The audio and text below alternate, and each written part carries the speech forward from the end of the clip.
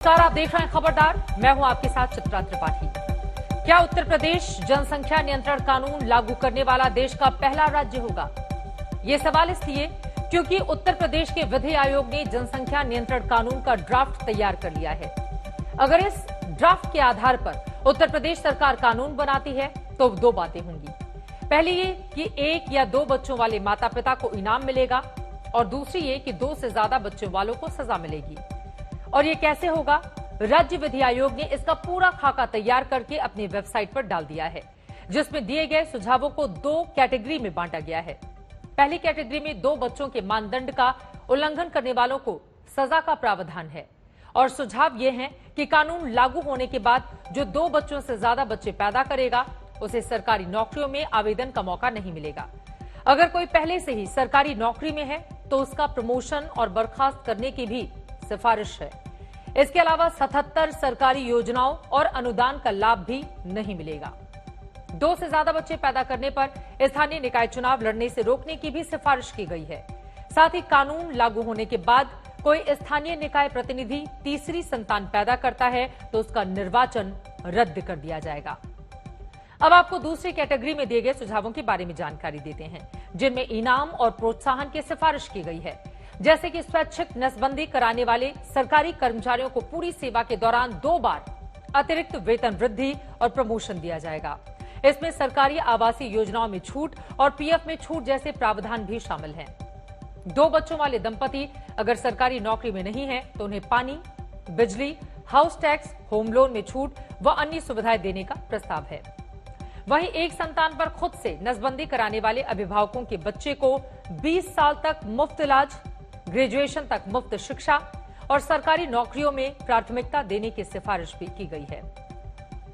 इस ड्राफ्ट को तैयार करने वाले उत्तर प्रदेश राज्य विधि आयोग के अध्यक्ष एएन मित्तल ने आज तक से खास बातचीत की है, जिसमें उन्होंने इस ड्राफ्ट के प्रावधानों की जरूरत पर क्या तर्क दिए हैं। सबसे पहले आपको वो सुनवाते हैं। क्या है ड्राफ्ट में, कैसे नियंत्रण होगी यूपी की जनसंख्या, बताइए दर्शक। देखिए, जो हमारा प्रस्तावित ड्राफ्ट है वो हमने वेबसाइट पर भी डाल दिया है और उस ड्राफ्ट में ये व्यवस्था है कि पहली बात तो ये कि ये अधिनियम 1 साल के बाद लागू होगा।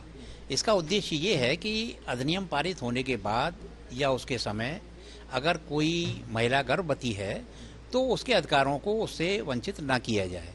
तो हमने ये व्यवस्था रखी है कि 1 साल के बाद लागू होगा। जैसे किसी संप्रदाय विशेष में एक से अधिक पत्नी रखने का चलन है, तो अगर उस व्यक्ति की एक से अधिक पत्नी है तो टोटल बच्चों की संख्या 2 से अधिक होती है, तो ऐसा पुरुष सरकारी योजनाओं से वंचित हो जाएगा। हाँ, इतना जरूर है कि अगर पहली पत्नी, दूसरी पत्नी, तीसरी पत्नी, चौथी पत्नी, चारों के अगर 2-2 बच्चे हैं तो वो संबंधित पत्नी सुविधाओं का लाभ पा सकेगी, क्योंकि उसने अपने बच्चों की संख्या 2 तक नियंत्रित कर रखी है। एक बच्चा वाला जो आपका प्रावधान है उसमें क्या क्या बेनिफिट्स मिलेंगे लोग?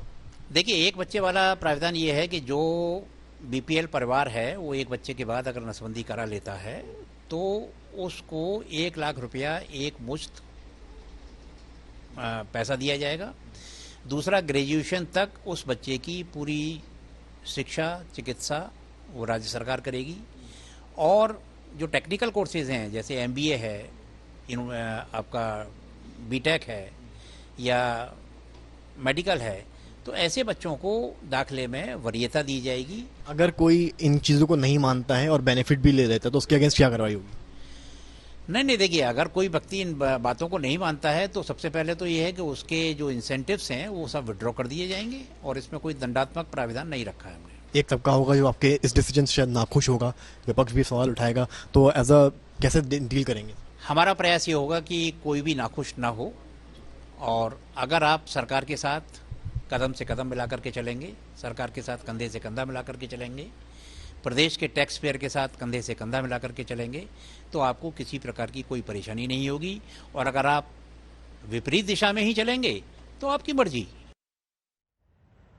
उत्तर प्रदेश विधि आयोग ने जनसंख्या नियंत्रण के लिए लोगों को प्रेरित करने का जो नया फॉर्मूला सुझाया है उसको लेकर सवाल भी उठाए जा रहे हैं। वैसे आयोग के मुताबिक इस ड्राफ्ट को तैयार करने के लिए योगी सरकार से उनके पास कोई आदेश नहीं था, बल्कि उन्होंने खुद की प्रेरणा से ये ड्राफ्ट तैयार किया है। लेकिन ये ड्राफ्ट ऐसे समय में पेश किया गया है जब 11 जुलाई यानी कि कल ही योगी सरकार विश्व जनसंख्या दिवस के मौके पर राज्य की नई जनसंख्या नीति जारी करने वाली है। जनसंख्या नियंत्रण कानून के पक्ष में कहा जाता है कि इस कानून की अगर सबसे ज्यादा जरूरत किसी राज्य में है तो वो उत्तर प्रदेश ही है। क्षेत्रफल के आधार पर उत्तर प्रदेश भारत का चौथा सबसे बड़ा राज्य है, लेकिन जनसंख्या के आधार पर सबसे बड़ा राज्य भी है। उत्तर प्रदेश की मौजूदा जनसंख्या करीब 20 करोड़ है। यूरोप के 4 बड़े देश इंग्लैंड, फ्रांस, इटली, स्पेन, इन चारों देशों की जनसंख्या के बराबर अकेले यूपी की जनसंख्या है। देश के करीब 16.5% आबादी उत्तर प्रदेश में रहती है।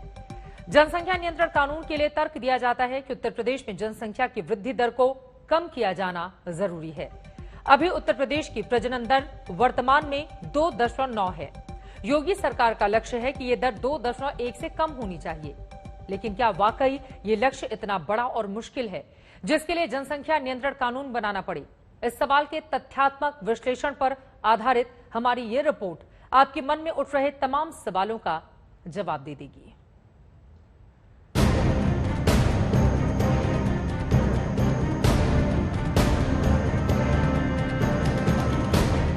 लव जिहाद कानून की अपार सफलता के बाद उत्तर प्रदेश सरकार का नया शाहकार जनसंख्या नियंत्रण कानून, यानी एक बच्चा हो तो राहत, 2 से ज्यादा बच्चे हो तो आफत। इस रामबाण फॉर्मूले को विधि आयोग ने सुझाया, जो योगी सरकार को खूब भाया। जनसंख्या नियंत्रण कानून को लेकर एक मसौदा तैयार किया है हमारे विधि आयोग ने, और वो जनता के बीच में हम लेकर गए हैं कि जनता उस पर अपनी राय देगी। प्रदेश की जनता से राय लेने के बाद जब वो मसौदा वापस आएगा आयोग के पास और आयोग हमारी सरकार को, आदरणीय योगी जी को सौंपेगा, उसके बाद हम लोग उस पर कानून बनाने के लिए जाएंगे, क्योंकि इसकी सख्त जरूरत है। क्योंकि जब आप देख रहे हैं कि जो योजनाएं हैं हमें मुख्य धारा से जोड़ना है, हमें संपन्न करना है उन परिवारों को जो पात्र हैं। जनसंख्या को नियंत्रण करने की यूपी सरकार की मंशा तो ठीक है, लेकिन क्या इसके लिए इतना सख्त कानून बनाना भी ठीक है? इस सवाल का सही जवाब तो आंकड़े ही दे सकते हैं। और आंकड़े कहते हैं कि 2001 की जनगणना के मुताबिक 1991 से 2001 के दशक में यूपी की जनसंख्या वृद्धि दर 25.8% थी। 2011 की जनगणना के मुताबिक 2001 से 2011 के दशक में ये वृद्धि दर 20.1% रही। यानी 2001 के मुकाबले 2011 की जनगणना में यूपी की जनसंख्या वृद्धि दर में 5.5% से ज्यादा की कमी आई। जाहिर है ये उत्तर प्रदेश में जनसंख्या विस्फोट वाली स्थिति तो बिल्कुल भी नहीं है। तो आखिर कानून बनाकर जनसंख्या नियंत्रण की जरूरत क्या है? हमारा आर्थिक विकास की गति और अधिक तीव्र बने और सबको हम उनकी व्यवस्था के अनुसार हर परिवार को सुविधा दे सके, इसके लिए जरूरत है इस बात की कि हमारी जनसंख्या का नियंत्रण हो। और जनसंख्या के नियंत्रण के लिए केवल सरकारी स्तर पर जो प्रयत्न है वो काफी नहीं है। जनता को भी स्वयं से स्वेच्छा से उठकर सरकार के साथ सहभागी बनने की जरूरत होगी। उत्तर प्रदेश में जनसंख्या नियंत्रण कानून होना चाहिए, लेकिन अगर जनसंख्या वृद्धि बेकाबू हो तब, और अगर कानून बनाना ही है।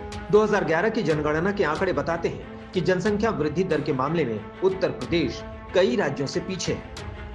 उत्तर प्रदेश की दशकीय जनसंख्या वृद्धि दर 20.1% है, बिहार की 25.1% है, मध्य प्रदेश की 20.3% है, राजस्थान की 21.4% है, झारखंड की 22.3% है। यहाँ तक कि जम्मू कश्मीर, मेघालय, मिजोरम, अरुणाचल प्रदेश की जनसंख्या वृद्धि दर भी उत्तर प्रदेश से ज्यादा है।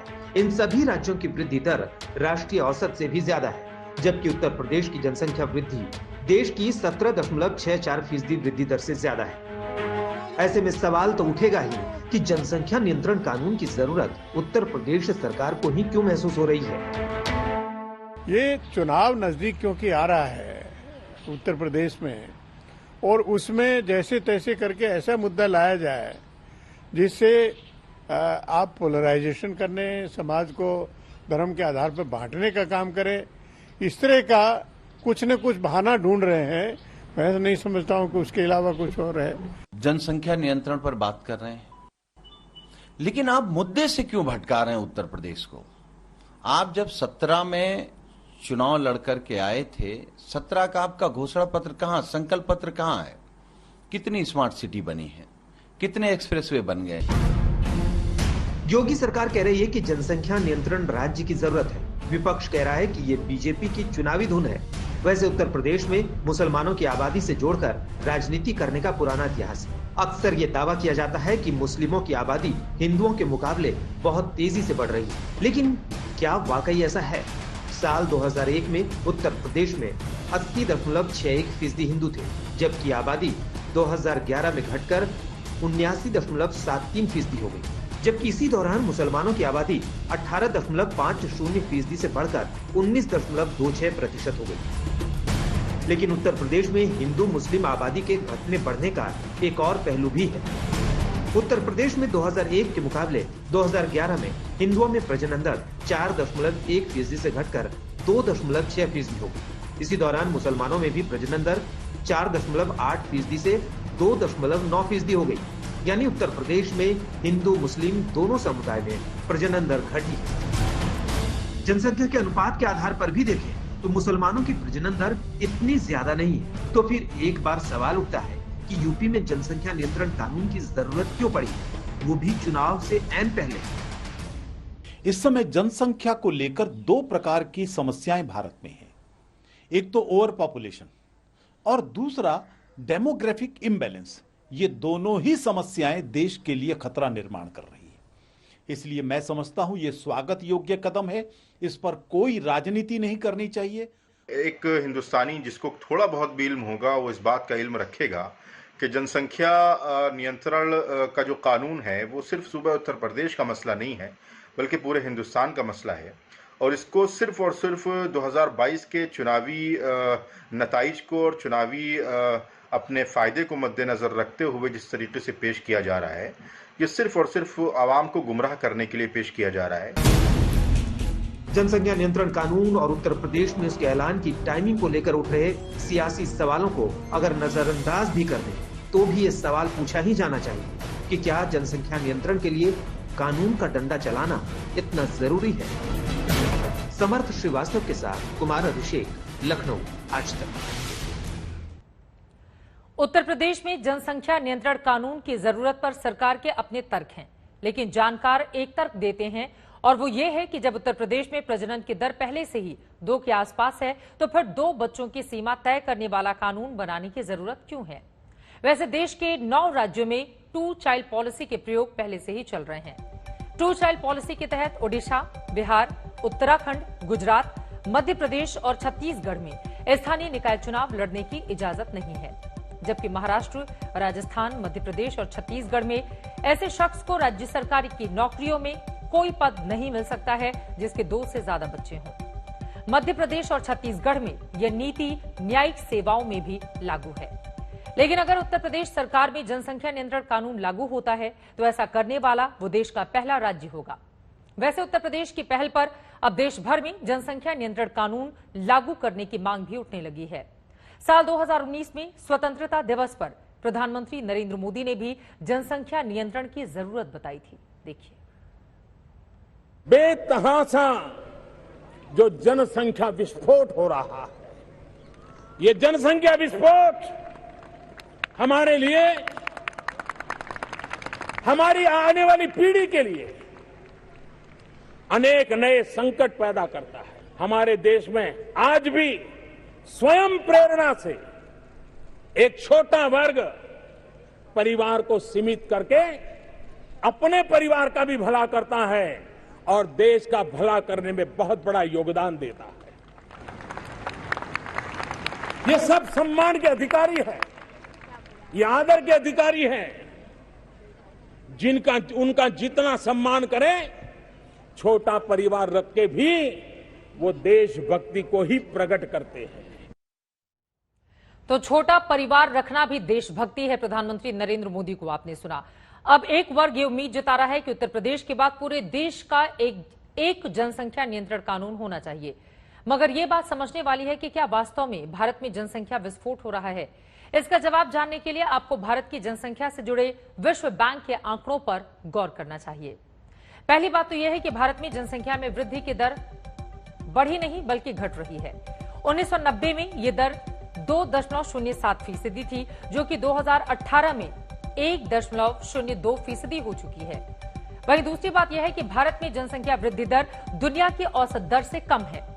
2018 में दुनिया में जनसंख्या वृद्धि दर करीब 1.1% थी और भारत में करीब 1%। तीसरी बात यह है कि प्रजनन दर भी भारत में दुनिया के मुकाबले कम है। वर्ष 2018 में भारत में राष्ट्रीय प्रजनन दर औसतन 2.22% थी, जबकि दुनिया में 2.41। ये आंकड़े साबित करते हैं कि भारत में जनसंख्या विस्फोट वाली स्थिति नहीं है।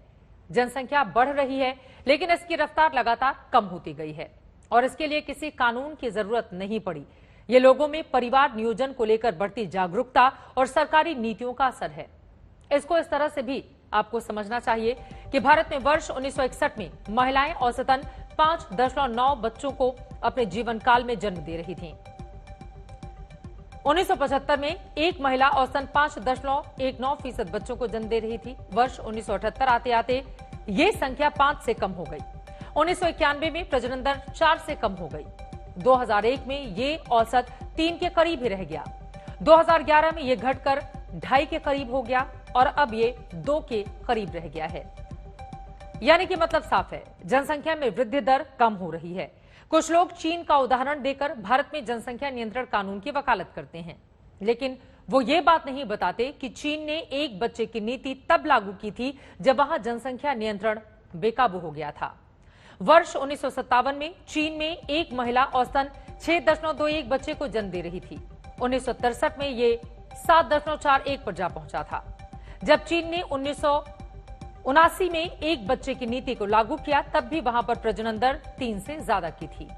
चीन में एक बच्चे के कानून का असर यह हुआ कि वहां वर्क फोर्स की कमी हो गई, जिसके बाद चीन को भी 2 बच्चों की नीति अपनानी पड़ी। अब चीन प्रजनन दर 2.1 के स्तर पर लाना चाहता है, यानी भारत की औसत प्रजनन दर के बराबर पर। लेकिन भारत में जनसंख्या नियंत्रण कानून बनाने पर लगातार चर्चा चल रही है। जनसंख्या नियंत्रण कानून की जरूरत पर जोर अक्सर यह कहकर भी दिया जाता है कि मुसलमान ज्यादा बच्चे पैदा करते हैं और हिंदू कम, लेकिन असल में ऐसा नहीं है।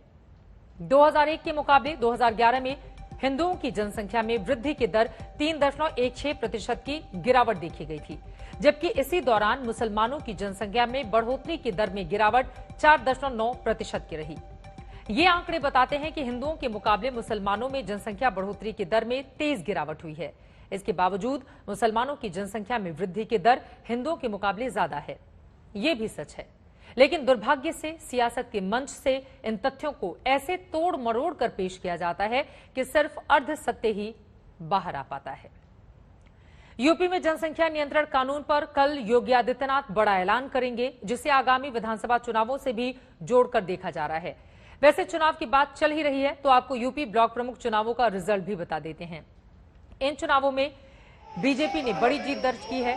ब्लॉक प्रमुख की कुल 885 पदों में 600 से ज्यादा पदों पर बीजेपी प्रत्याशियों का कब्जा हो गया है, जिनमें बीजेपी की 334 प्रत्याशी भी शामिल हैं, जिन्हें निर्विरोध चुन लिया गया। आज जिन 476 पदों पर चुनाव हुए, उनमें से अब तक समाजवादी पार्टी के प्रत्याशियों को करीब 50 पदों पर जीत हासिल हुई है। इसके अलावा 100 से ज्यादा सीटों पर अन्य या निर्दलीय प्रत्याशी जीते हैं।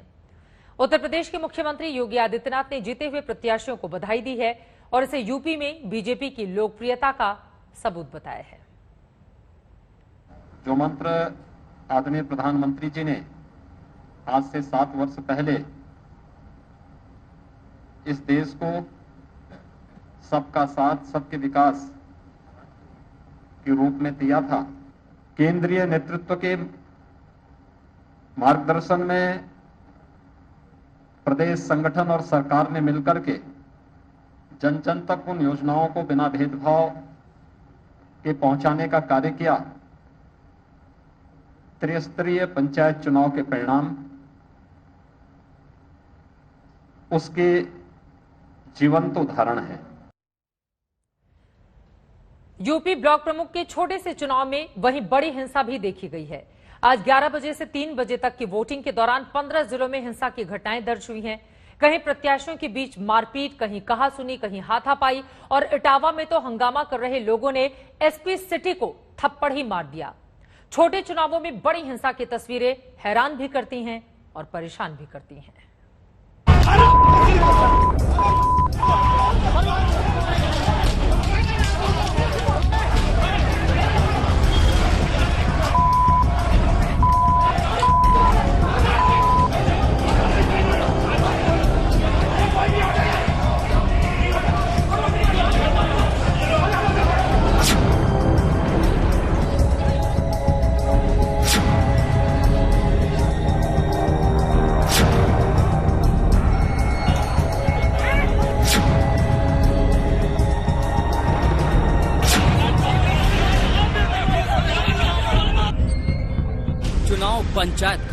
लेकिन तनाव किसी बड़े चुनाव से कम नहीं। वही हंगामा, वही हिंसा, जैसे अब की बार नहीं तो कभी नहीं का मामला है।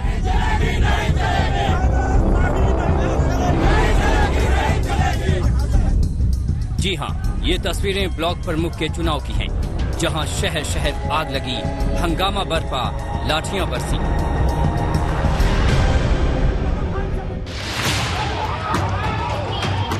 अमरोहा में बीजेपी और समाजवादी पार्टी के समर्थक एक दूसरे पर टूट पड़े।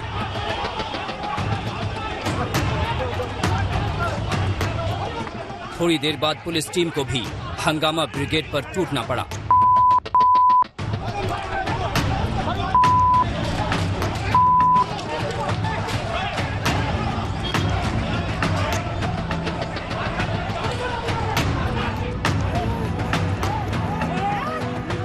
हमीरपुर में भी मतदान के दौरान जबरदस्त घमासान हुआ। 2 गुटों के लोग ताबड़तोड़ हमले पर उतर आए।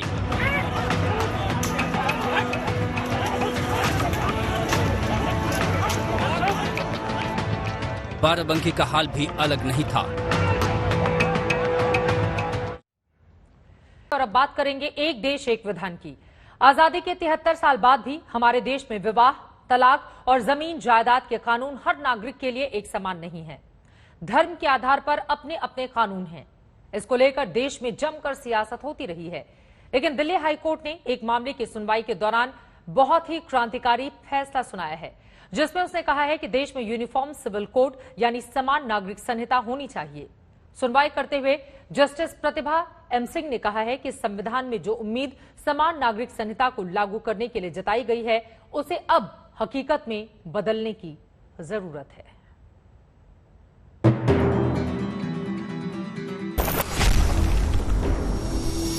जजमेंट पास हुआ है, इसका जो रिपरकशंस है वो इन पे वाइटली इम्पैक्ट करेगा। यह एक बहुत ही बड़ा फैसला आया है। हमारे मज़ाहिब और हमारा संविधान इस चीज की इजाजत नहीं देता। पूरे समाज में इस विषय पर एक कंसेंसस बनाने के लिए प्रयास होना चाहिए। Through out the country implement करना प्रैक्टिकली पॉसिबल नहीं है। जब भी कॉमन सिविल कोड की बात होती है, कुछ लोगों का सेकुलरिज्म खतरे में आ जाता है। समान नागरिक संहिता या यूनिफॉर्म सिविल कोड का जिन्न अचानक बाहर निकला तो शुरू हो गई घनघोर राजनीतिक बारिश। मुस्लिम धर्मगुरुओं ने एक सुर में इसे इस्लाम नियमों और सिद्धांतों में सीधा हस्तक्षेप माना। दलील ये कि जब संविधान भारतीय नागरिकों को मजहब की आजादी देता है, तो फिर अलग अलग धर्म और संस्कृतियों को मानने वालों पर एक कानून क्यों थोपे जाने चाहिए। तमाम लोग यकसा सिविल कोड के अंदर शामिल हो जाएंगे तो तमाम लोग एकसा तौर पर शादी करेंगे और यकसा तौर पर ही उनको शादी तोड़ने का अधिकार होगा। लेकिन हमारे मज़ाहिब और हमारा संविधान इस चीज की इजाजत नहीं देता। संविधान भी ये कहता है और हमारे मज़ाहिब भी ये कहते हैं कि हर आदमी को अपने मजहब पर अमल करने की आज़ादी है, वो अपने मजहब के मुताबिक शादी कर सकता है। मैं समझता हूँ कि हमारे देश में एक संविधान है और उस संविधान के तहत हर चीज़ हो रही है और जो चीज़ें जिस तरीके से संविधान में उस पर अमल किया जा रहा है। अब ये वक्तन फवक्तन इस तरह की बातें उठाना, मैं समझता हूँ ये पब्लिक के अंदर और देश के अंदर एक ऐसी वबा पैदा करना है कि जिससे लोगों में कुछ दूरियां बढ़ने लगती हैं। मुस्लिम धर्मगुरु संविधान का हवाला तो दे रहे हैं, लेकिन इसी संविधान के अनुच्छेद 44 का हवाला देते हुए दिल्ली हाई कोर्ट ने एक बड़ा फैसला ले लिया। इस आदेश में जस्टिस प्रतिभा एम सिंह ने कहा, संविधान के अनुच्छेद 44 में जो उम्मीद दिलाई गई थी कि राज्य सभी नागरिकों के लिए समान नागरिक संहिता सुनिश्चित करेगा, ये बात केवल आशा नहीं रहनी चाहिए, बल्कि उसे हकीकत में बदलना चाहिए। साधारण भाषा में समझें तो इसका मतलब ये कि संपत्ति के अधिकार के अलावा शादी, तलाक, गुजारा भत्ता, बच्चा गोद लेने और वारिस तय करने जैसे विषयों पर सब लोगों को एक ही कानून मानना चाहिए। आपको समझना चाहिए कि अनुच्छेद 44 में राज्यों के आचरण और कर्तव्यों को बताते हुए राज्य नीति निर्देशक तत्वों का उल्लेख है, लेकिन इसकी कोई कानूनी बाध्यता नहीं होती। हालांकि हाईकोर्ट ने यह भी कहा है कि इस फैसले की एक कॉपी भारत सरकार के कानून मंत्रालय को मुहैया कराई जाए ताकि उचित लगने पर जरूरी कार्रवाई की जा सके। दिल्ली हाईकोर्ट के इस फैसले का असर बहुत दूर तक होगा, ये तो तय है। ये भी तय है कि इस फैसले को सुप्रीम कोर्ट में चुनौती दी जाएगी। लेकिन ये भी उतना ही बड़ा सच है कि विधि आयोग की सिफारिशों और दिल्ली हाईकोर्ट के इस फैसले के बाद अब गेंद केंद्र सरकार के पाले में है। केंद्र सरकार अब इस कानून में कैसे, कब, कहां, कैसा बदलाव करती है, ये अब देखना वाकई दिलचस्प होगा। भारत में हर कोई अपने धर्म का पालन करता है, उसकी अपनी पहचान है। मतलब संपत्ति और तलाक के नियम हिंदुओं के लिए कुछ और है, मुसलमानों के लिए कुछ और, ईसाइयों के लिए कुछ और। हिंदू पर्सनल कानून 1956, हिंदू विवाह अधिनियम 1955, मुस्लिम पर्सनल लॉ बोर्ड 1937, इसी तरह ईसाई और पारसी समुदायों के पर्सनल लॉ भी अलग अलग है। यानी शादी, तलाक, गोद लेने या जमीन के अधिकार से जुड़ा विवाद हो, अलग अलग धर्मों के अलग अलग पर्सनल कानून के तहत अदालतों में मामला उलझ जाता है। यही वजह है कि दिल्ली हाईकोर्ट ने कहा, आधुनिक भारत में धर्म जाति की बाधाएं तेजी से टूट रही हैं और इस बदलाव से अंतर धार्मिक और अंतर राज्यीय विवाह या फिर तलाक में दिक्कत भी आ रही। आज की युवा पीढ़ी को इन दिक्कतों से जूझना ना पड़े, इस लिहाज से देश में यूनिफॉर्म सिविल कोड लागू होना चाहिए। यानी अगर मामले एक तरह के हैं तो फैसले भी एक तरह के ही होने चाहिए। ये जजमेंट पास हुआ है, इसका जो रिपरकशंस है वो इन पे वाइटली इम्पैक्ट करेगा। अभी भी ट्राइब्स या ट्राइबल कम्युनिटीज जो हमारे देश के सुदूर इलाकों में रहते हैं, उनका इतना एडवांसमेंट नहीं हुआ है या उनका इतना डेवलपमेंट नहीं हुआ है कि हम कह सकें कि नहीं, अब इनके ऊपर भी वही चीजें अप्लाई की जा सकती है जो हम आम जनता के ऊपर अप्लाई कर रहे हैं, जो हमारे देश के आम नागरिक हैं उन पर अप्लाई कर सकते हैं। सो बेटर यही रहेगा कि एक डायरेक्शन देने के बजाय कि आप इनको डायरेक्शन दें कि आप आए और हमारे साथ खड़े हों। माननीय दिल्ली उच्च न्यायालय ने 8 जुलाई 2021 को फैसला देते हुए ये कहा कि यूनिफॉर्म सिविल कोड पूरे भारतवर्ष में लागू होना चाहिए और जो हिंदू ट्राइब है वो उसी तरह से हिंदू मैरिज एक्ट के तहत गवर्न होना चाहिए, जिस तरह से क्रिश्चियन ट्राइब क्रिश्चियन लॉ से गवर्न होते हैं और मुस्लिम ट्राइब मुस्लिम लॉ से गवर्न होते हैं। समान नागरिक संहिता को लागू करना दशकों से भारतीय जनता पार्टी का राजनीतिक एजेंडा रहा है। विपक्ष का आरोप है कि मोदी शाह का अगला लक्ष्य यूनिफॉर्म सिविल कोड को लागू करना ही है। सवाल उठता है कि जब अदालत की तरफ से इस तरह की बात उठी है तो क्या बीजेपी इसे एक सियासी मौके की तरह देखेगी? मुझे बहुत आश्चर्य होता है कि जब भी कॉमन सिविल कोड की बात होती है, कुछ लोगों का सेकुलरिज्म खतरे में आ जाता है। कॉमन सिविल कोड की जब बात आती है तो लोग किसी एक समाज और एक किसी धर्म से जोड़ देते हैं। अरे भैया, कॉमन सिविल कोड आएगा तो हिंदुस्तान के 135-140 करोड़ हिंदुस्तानियों के लिए होगा। वो यूनिफॉर्म सिविल कोड, एक देश एक कानून की हिमायत दिल्ली हाईकोर्ट ने किया, केंद्र पे से कहा विचार करना। अब केंद्र क्या करेगा, प्रधानमंत्री मोदी जी क्या करेंगे, ये तो अलग बात है, लेकिन हमारे विपक्षी क्या करेंगे जरा वो तो बोले। सामाजिक कार्यकर्ता समान नागरिक संहिता को लैंगिक भेदभाव मिटाने वाला बताते हैं, जबकि मुस्लिम समुदाय इसे अपने धार्मिक मामलों में दखल मानता है। उन्हें अपनी परंपरा और विविधता छीनने का डर सताता है। दखल देने की साजिश दिखती है, जबकि दूसरी तरफ इसे देश में राष्ट्रीय एकरूपता लाने वाला बताया जाता है। महिलाओं को अधिकार देने वाला और जिंदगी बदलने वाला कहा जाता है। यही वजह है कि ये 100% सियासी मामला भी बन गया है, जिसमें पार्टियों को अपना वोट बैंक भी बनता बिगड़ता दिखता है। दिल्ली से संजय शर्मा के साथ आज तक ब्यूरो। और अब बात जम्मू कश्मीर की, जहां आतंकवादियों और छिपे हुए देशद्रोहियों के खिलाफ सरकार फुल एक्शन में है। सुरक्षा बलों की मिशन क्लीन के बीच अब आतंकवादियों के उन अजीजों पर भी शिकंजा कसना शुरू हो गया है जो कश्मीर में उनके मददगार बने हुए हैं। ये वो लोग हैं जो सरकारी नौकरी भी करते हैं और उसकी आड़ में आतंकवादियों को मदद भी करते थे। ऐसे 11 कर्मचारियों को बर्खास्त कर दिया गया है। टेरर फंडिंग के आरोप में जिन लोगों पर कार्रवाई हुई है उनमें आतंकी सलाउद्दीन के दोनों बेटे भी शामिल हैं।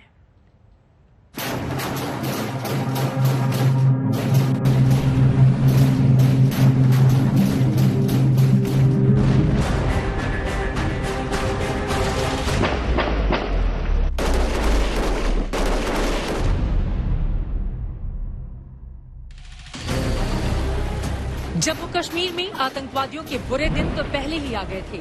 अब आतंक के अंडरकवर एजेंटों की धरपकड़ की जोरदार मुहिम लगातार जारी है।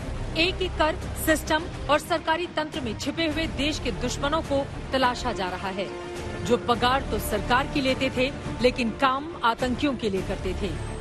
खुफिया ब्यूरो के अलर्ट और पुख्ता जांच के बाद जम्मू कश्मीर सरकार ने सिस्टम के अंदर 11 ऐसे कर्मचारियों और अफसरों की पहचान की जिन्हें तत्काल प्रभाव से बर्खास्त कर दिया गया, जो देश विरोधी गतिविधियों में लिप्त थे।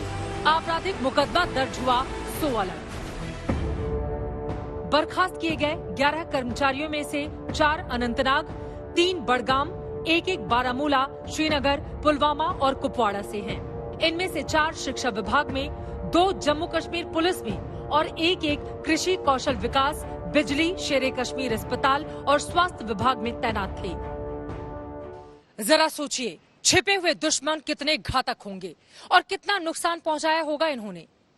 सरकारी तंत्र में होने की वजह से उस महकमे को लेकर इन पर शक करना भी काफी ज्यादा मुश्किल था।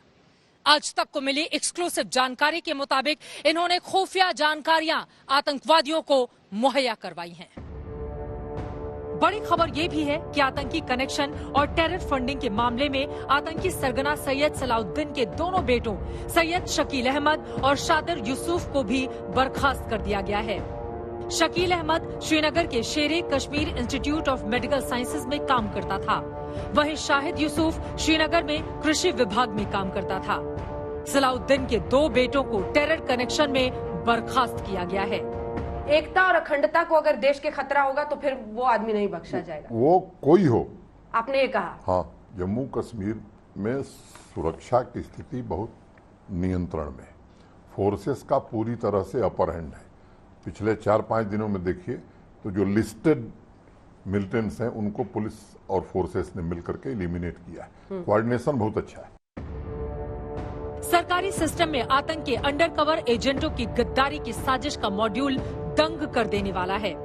सूत्रों के मुताबिक कुपवाड़ा में तैनात एक कर्मचारी लश्कर तैयबा को सुरक्षा बलों की मूवमेंट की जानकारी देता था। अनंतनाग जिले के 2 शिक्षक जमाते इस्लामी और दुख्तारन ए मिल्लत की अलगाववादी विचारधारा का प्रचार करते थे, यानी युवाओं को राष्ट्र विरोधी गतिविधियों में शामिल होने के लिए उकसाते थे। स्वास्थ्य विभाग में तैनात नाज मोहम्मद अल्लाई पर 2 खूंखार आतंकवादियों को पनाह देने का आरोप है। इसी लिस्ट में शामिल जम्मू कश्मीर पुलिस के 2 कांस्टेबल ने आतंक के आकाओं को टॉप सीक्रेट जानकारी तक दे डाली, रसद मुहैया करवाई। एक कांस्टेबल अब्दुल राशिद शिगन ने तो खुद सुरक्षा बलों पर ही हमले किए हैं। खतरे का अंदाजा आप इस बात से लगा सकते हैं कि जब हमारे टॉप अधिकारी सुरक्षा बल किसी सीक्रेट मिशन पर होते थे तो उस रूट को लेकर ये पुलिस वाला सारी की सारी जानकारियां आतंकवादियों को मुहैया करवाता था। कहां पर किस तरह से प्लान को अमल में लाया जाना है, कहां आतंकवादियों के खिलाफ कार्रवाई करनी है, ये तमाम बातें इस पुलिस वाले के जरिए आतंकवादियों तक पहुंचती थी। इसी के जरिए आप जान सकते हैं कि देश के भीतर छिपे ये गद्दार देश के तंत्र में रहते हुए इस देश को, हिंदुस्तान को, हमारे सुरक्षा बलों को कितना ज्यादा नुकसान पहुंचा रहे थे। जम्मू कश्मीर में संदिग्ध गतिविधियों में शामिल कर्मचारियों की धरपकड़ के लिए सरकार ने टास्क फोर्स का गठन किया था, जिसकी जांच के आधार पर कई कर्मचारी सुरक्षा एजेंसियों की रडार पर हैं। माना जा रहा है कि आने वाले दिनों में आतंक के समर्थन में कुछ और कर्मचारियों पर बड़ी कार्रवाई हो सकती है, ताकि आतंकवादियों को मिलने वाली मदद के नेटवर्क को जल्द पूरी तरह से ध्वस्त किया जा सके। राज्य सरकार द्वारा एक बहुत ही अच्छा कदम लिया गया है, मैं इसकी सराहना करता हूं, क्योंकि इन लोगों को जब तक चिन्हित नहीं किया जाएगा तब तक ये पॉसिबिलिटी नहीं है कि मिलिटेंसी को समाप्त किया जाए। मुझे लगता है कि सेक्रेटरीट में बैठे लोग जो इस प्रकार का काम करते हैं उनको जल्दी से जल्दी सैक किया जाना चाहिए। ये तो एक शुरुआत है, इसके अलावा और भी लोगों को चिन्हित करके जल्द से जल्द उन पर कार्रवाई हो। यानी सुरक्षा बल पाकिस्तानी आतंकवादियों को छोड़ते नहीं और सीमा पर घुसपैठ भी पहले के मुकाबले बहुत कम या ना के बराबर है। अब बारी आतंकवादियों के हमदर्द और मददगारों की है, जो पहचाने भी जा रहे हैं और पकड़े भी जा रहे हैं। अगर एक लाइन में एक्शन प्लान को समझें तो पूरा सरकारी सिस्टम एक दिशा में काम कर रहा है। यही वजह है कि पाकिस्तान का कश्मीर प्लान पूरी तरह से चौपट होता जा रहा है। श्रीनगर से अशरफ वानी के साथ चित्रा त्रिपाठी, दिल्ली आज तक। बिहार के अल्पसंख्यक कल्याण मंत्री जमा खान ने धर्मांतरण को लेकर नया ही राग छेड़ दिया है। जमा खान ने कहा है कि उनके पूर्वज हिंदू थे और वो मोहब्बत से हिंदू से मुसलमान बन गए। उनके पूर्वजों ने इस्लाम कबूल कर लिया था। अब विपक्षी सवाल पूछ रहे हैं कि बीजेपी के साथ सरकार चलाकर मंत्री महोदय ये कैसी सियासत कर रहे हैं। धर्म परिवर्तन का मतलब उसके मोहब्बत से आप कर सकते हैं, भाईचारा से कर सकते हैं। मिलिए जमा खान से। जनाब बिहार की नीतीश सरकार में अल्पसंख्यक कल्याण मंत्री हैं, लेकिन अल्पसंख्यकों के बारे में इनका ख्याल कुछ ऐसा है कि न जेडीयू को हजम हो और न बीजेपी को। जरा तफसील से सुनिए जमा खान की जुबानी धर्मांतरण की ये नई कहानी। हमारे बुजुर्ग जो हम लोग आए यहाँ से, बैसवाड़ा से आए, बैस ठाकुर थे हम लोग। हमारे पूर्वज जयराम से भगवान सिंह थे। 2 लोग हमारे यहाँ आए, यहाँ लड़ाई छिड़ी, वो जीते। भगवान सिंह थे, वो इस्लाम कबूल कर लिए, मुसलमान हो गए। तो जिस सरकार में बीजेपी बराबर की पार्टनर है, जिस सरकार में बीजेपी के कई बड़े चेहरे भी मंत्री हैं, उसी सरकार के एक मंत्री को धर्मांतरण में कोई खराबी नहीं दिखती। वो कह रहे हैं धर्मांतरण अगर सौहार्द और भाईचारा से हो तो किसी को बुरा नहीं लगना चाहिए। धर्म परिवर्तन का मतलब उसके मोहब्बत से आप कर सकते हैं, भाईचारा से कर सकते हैं। उसको समझ में आएगा तो कर सकते हैं। हमको मान लीजिए, मैं राजपूत था, मैं हिंदू था, राजपूत था। हमारे बुजुर्ग जो हम लोग आए यहाँ से, बैसवाड़ा से आए, बैस ठाकुर थे हम लोग। हमारे पूर्वज जयराम से भगवान सिंह थे। 2 लोग हमारे यहाँ आए, यहाँ लड़ाई छिड़ी, वो जीते। भगवान सिंह थे, वो इस्लाम कबूल कर लिए, मुसलमान हो गए। जो खानदान हम लोगों का है, बगल में मेरा परिवार, बगल में सरिया गांव है, जहाँ खानदान है, जयराम सिंह खानदान है। हम दोनों का आज भी आना जाना सब कुछ है, तो सब मोहब्बत से होता है। परिवर्तन कोई जबरी हम ही है, लाख कोई पिस्टल थमा दे तो मैं धर्म परिवर्तन कर लूंगा, नहीं करूंगा। राज्य सरकार के एक मंत्री के इस धर्मांतरण ज्ञान पर बीजेपी के बड़े नेता ने चुप्पी लगा रखी है, लेकिन आरजेडी ने सवाल उठा दिया है। बिहार सरकार के माननीय मंत्री जमा खान जी ने जो बयान दिया है, उनको ये बताना चाहिए, अगर वो कह रहे हैं कि हमारे पूर्वज राजपूत थे, तो क्या उन्होंने जबरन धर्म परिवर्तन किया? क्योंकि जिसके गोद में वो बैठे हैं सरकार में, बीजेपी आरएसएस वालों के, वहाँ तो लव जिहाद, घर वापसी यही हो रहा है। जिन्ना भी 4 पीढ़ी पहले हिंदू था। मेवात, जहां आज कई गांव हिंदू शून्य हो गए हैं, वहां पर भी तो पहले हिंदू ही थे। वो इन सब का धर्मांतरण हुआ है। तो इसलिए मैं समझता हूं उन्होंने इस बात को जो स्वीकार किया है वो बहुत आवश्यक है आज के समय पर, क्योंकि देश का मुस्लिम समाज देश की जड़ों के साथ तभी जुड़ पाएगा जब वो बाबर, गजनी जैसे आक्रमणकारियों से नाता तोड़कर अपने आप को धरती पुत्र मानेगा। यूपी हो या एमपी, राजस्थान या फिर बिहार, धर्मांतरण पर सियासी घमासान होता रहा है। इस बार बिहार के एक मंत्री ने ये राग छेड़ा है। आज तक ब्यूरो। वाराणसी में गंगा में अब डीजल की जगह सीएनजी नावों ने लेना शुरू कर दिया है। गंगा में अब 100 से ज्यादा सीएनजी नावें चल रही हैं। इन नावों ने वायु और जलीय प्रदूषण घटाने में बड़ी मदद की है। इसके साथ ही इन नावों की कीमत भी कम है और इनको चलाना भी 3 गुना ज्यादा किफायती। सीएनजी पर्यावरण को प्रदूषण से बचाती है तो लोगों को पेट्रोल की महंगी कीमत से भी छुटकारा दिलाती है। दिल्ली में पेट्रोल जहां 100 रुपए लीटर के पार चला गया है, वहीं सीएनजी अभी भी 45 रुपए प्रति किलो से कम में मिलती है। ऐसे में कार चलाना सीएनजी के सहारे बेहद आसान हो गया है। लेकिन अब इस सीएनजी से केवल सड़क पर वाहन नहीं चल रहे हैं, बल्कि पानी पर सीएनजी बोट भी चल रही है। पिछले वर्ष करीब जून जुलाई के आसपास ये प्रक्रिया शुरू हुई। उसके बाद भारत सरकार के सहयोग से और स्टेट गवर्नमेंट के सपोर्ट से हम लोग ने ये करीब 1300 से 1400 हमारे नौकाएं वर्तमान में छोटी बड़ी मझोली नावें हमारी गंगा में हैं। उन सभी का हम लोग ने सीएनजी बोट में कन्वर्जन करने का तैयारी की। मैकॉन जो एक भारत सरकार का उपक्रम है, उसको कंसल्टेंट के रूप में हायर किया गया और उन्होंने पूरी प्रक्रिया पूर्ण कर वर्तमान में सभी नौकाओं का सीएनजी का कन्वर्जन का कार्य चल रहा है। ये है शिव की नगरी काशी में चलने वाली सीएनजी बोट्स। इनके आने से गंगा में चलने वाली नावों का पूरा सिस्टम बदल गया है। इन नाव में अब भारी डीजल इंजन की जगह हल्का आवाज रहित सीएनजी इंजन लग गया है। इस इंजन से वाइब्रेशन कम हुआ है और नाव की कीमत भी इसने घटा दी है। साथ ही पहले 1 लीटर में जहां डीजल इंजन 3 से 4 किलोमीटर की यात्रा करता था, वहीं अब 1 किलो सीएनजी से 10 किलोमीटर नाव चलाई जा रही है। खर्च घटने से आने वाले दिनों में नाविक नौका विहार का किराया भी कम करने की तैयारी कर रहे हैं। पहले जो एवरेज का लफड़ा था, एवरेज का परेशानी था, लेकिन आज बढ़ती हुई महंगाई के चलते डीजल का दाम, लेकिन सीएनजी उसके अपेक्षा काफ़ी हम लोगों की किफ़ायत हो रही है। साथ में वाइब्रेशन खत्म है इसमें, इस इंजन में मेंटेनेंस का खर्च कम है सर इस इंजन में, और नॉइस जो कि आवाज़ और उसके साथ प्रदूषण एकदम ना के बराबर है। अभी डीजल से हमने जो है 100 के ऊपर जो है कन्वर्ट कर रखा है जो सीएनजी में है। महंगाई के दौर में जो है अपना सीएनजी ये काफ़ी सस्ता भी पड़ रहा है इनको, और आपके घाट पे ही जो है ये सीएनजी इनको उपलब्ध मिल जाता है नदी के किनारे पे ही। डीजल इंजन से चलने वाली नाव से पहले भारी धुआं निकलता था। इसकी तेज आवाज से भी पर्यटक असहज रहते थे। अब गंगा में 100 से ज्यादा सीएनजी नावें हो गई हैं। इससे जलीय जीवों को भी राहत मिल रही है और आने वाले दिनों में पर्यटन में भी बढ़ोतरी होने की उम्मीद है। ब्रजेश यादव, वाराणसी, आज तक।